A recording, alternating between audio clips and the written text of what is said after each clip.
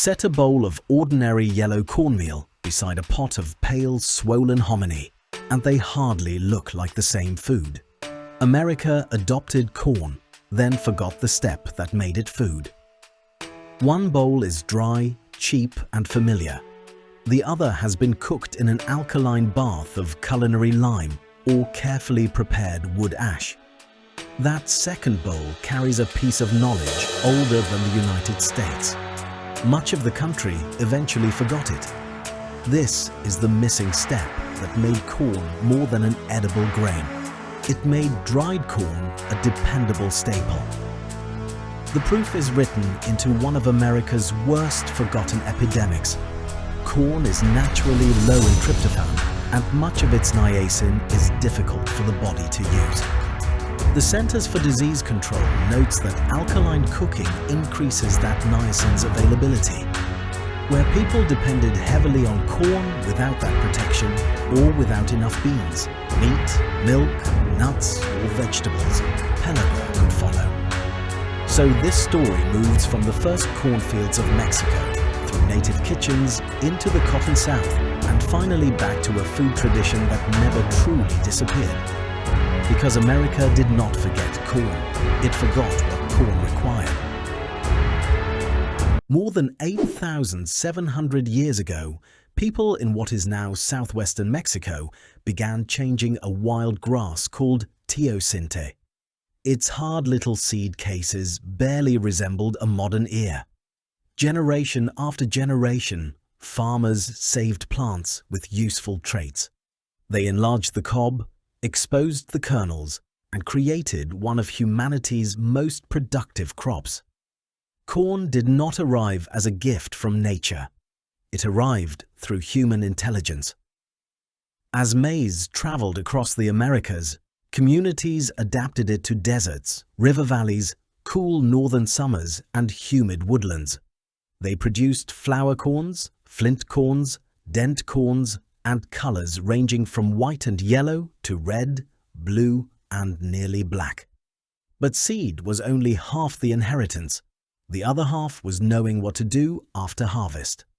Across Mesoamerica, dried kernels were cooked and steeped with lime. Other communities used alkaline solutions made from particular ashes. Cherokee ancestors, for example, prepared field corn by simmering it in ash and water. Traditions differed by place, and no single recipe belonged to every indigenous nation. But the principle was remarkably durable. Change the corn before asking it to carry a diet. Watch what happens in the pot. Tough skins loosen. Kernels absorb water. The corn develops a deeper smell and becomes easier to grind. Freshly ground, it can form a flexible dough called masa instead of falling apart like wet cornmeal. Today we call the process Nixtamalization from a Nahuatl word. Ancient cooks did not need a vitamin chart to know the result. They could see it in the dough, taste it at the fire, and observe what kept families strong. At San Bartolo in Guatemala, archaeologists found microscopic residues created by alkaline processing in pits used by ancient Maya households. The evidence dates to the 7th or 8th century. It does not tell us when the method began. The practice is almost certainly older. What it does show is more revealing. Nixtamalization was not reserved for priests or palaces. Its traces appeared in ordinary domestic waste. This was everyday infrastructure, as normal and necessary as a millstone or cooking fire. This was not a trick added to corn. It was part of the food itself. European settlers learned to grow corn from indigenous people, and they adopted many corn foods. Hominy, samp, pone, mush, and cornbread entered colonial and later American kitchens. In some homes, alkaline processing survived. In others, corn was simply dried and ground. The transfer was never complete or uniform. That mattered because a crop is easier to copy than a knowledge system. Seed can be planted anywhere. A method depends on teachers, tools, time, taste, and respect for the people carrying it. By the late 19th century, corn was moving into a different world. Roller mills and new dry milling equipment could separate parts of the kernel, including the oil-rich germ. The meal kept longer and traveled farther. Midwestern corn could now arrive cheaply in southern stores instead of being ground locally and eaten quickly. Industry had improved the shelf life. It had not improved the diet. Across much of the South, cotton occupied the best land and controlled the economy. Tenant farmers, sharecroppers, mill workers, and their families often lived on credit until harvest. A family might grow the crop that paid the landlord while buying the food that kept them alive. When wages were low and debts were high, variety disappeared first. Now picture that food chain. A mill far away removes the germ so meal can sit longer on a shelf. A merchant advances it on credit. A landlord expects cotton in repayment. The family eating the meal may own neither the mill, the store, nor the field. Every step looks efficient when viewed alone. Together, those steps can lock people inside a diet they did not freely choose. Cheap corn was not simply a preference. For many families, it was what the system made available. The famous shorthand was the 3 M's: meal, molasses, and meat, often little more than fat salt pork. Cornmeal filled the stomach. Molasses supplied quick energy. Fat made both easier to swallow. But eggs, fresh milk, legumes, vegetables, and real portions of meat could be scarce. What would you choose if the store ledger offered cheap cornmeal today and a balanced diet only after a harvest that might fail? This is where the title becomes an accusation. Indigenous America did not forget how to make corn into sustaining food. The expanding settler economy kept the crop, then increasingly separated it from the processing, complementary foods, and local control that had made it reliable. America kept the corn. It lost the instructions. In the early 20th century, a terrifying illness seemed to erupt across the American South. Its name was Pellagra. It often began quietly: weakness, stomach trouble, a loss of appetite. Then sunlight exposed the damage. Skin on the hands, arms, face, and neck became red, thick, cracked, and scaly. Diarrhea could drain the body. Confusion, depression, and dementia could follow. Doctors summarized its course as 4 Ds: dermatitis, diarrhea, dementia, and death. The disease clustered among people with the least power: poor rural families, textile workers, orphaned children, asylum patients, and prisoners. Yet many experts searched for an answer that would not require them to confront poverty. Some blamed spoiled corn.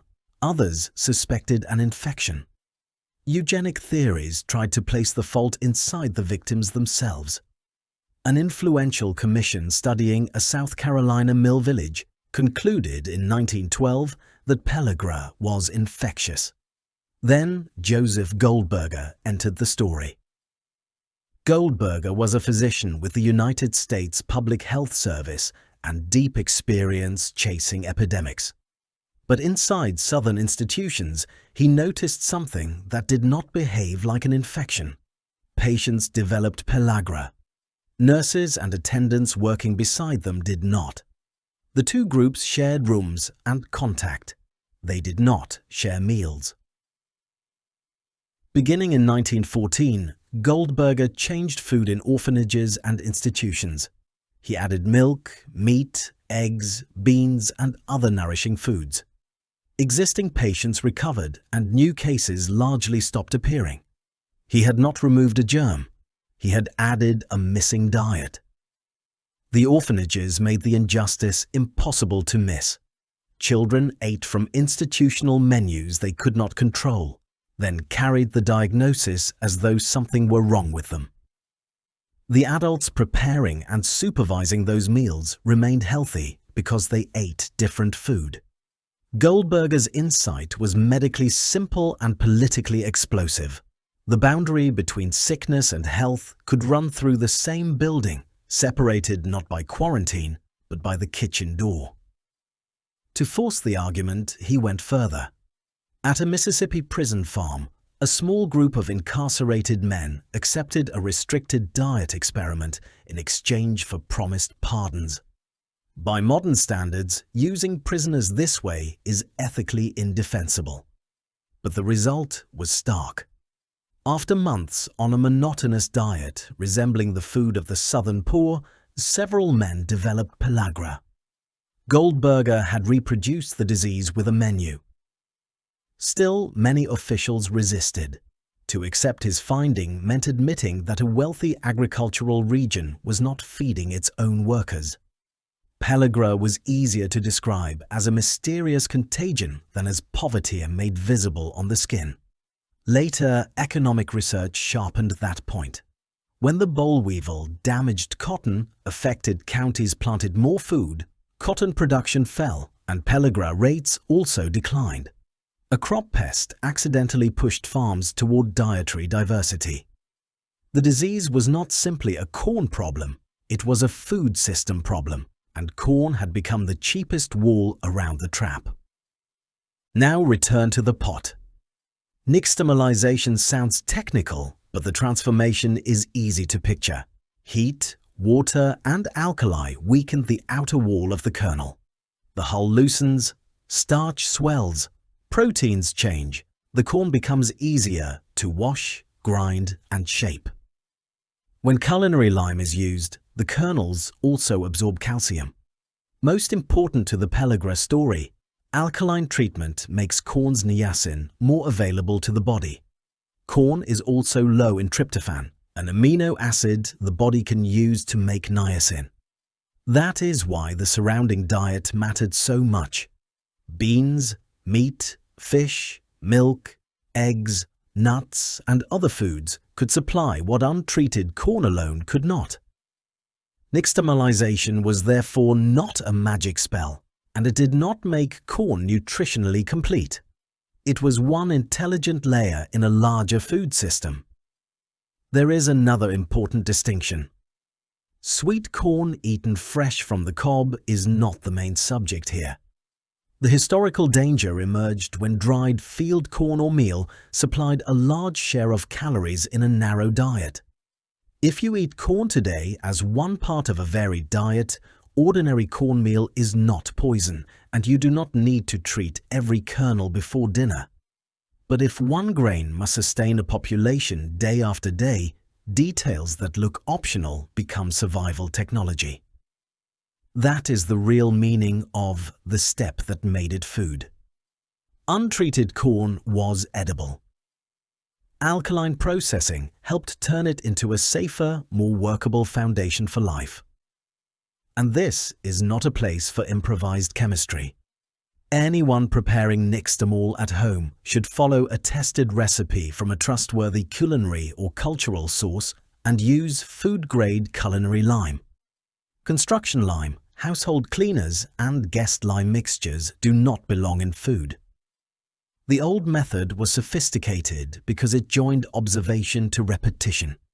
Its safety lived inside the knowledge, not merely inside the ingredient. Goldberger died in 1929 without identifying the exact missing nutrient. In 1937, researchers connected pellagra to niacin. Soon, grain enrichment added niacin and other vitamins to widely eaten flour and bread. Better wages, more varied food, reduced dependence on sharecropping, and public health programs also helped. By the middle of the century, endemic pellagra had largely vanished from the United States. That was a genuine victory. Fortifications saved lives, and no honest telling of this story should romanticize hours of kitchen labor while people were starving. But notice what America did.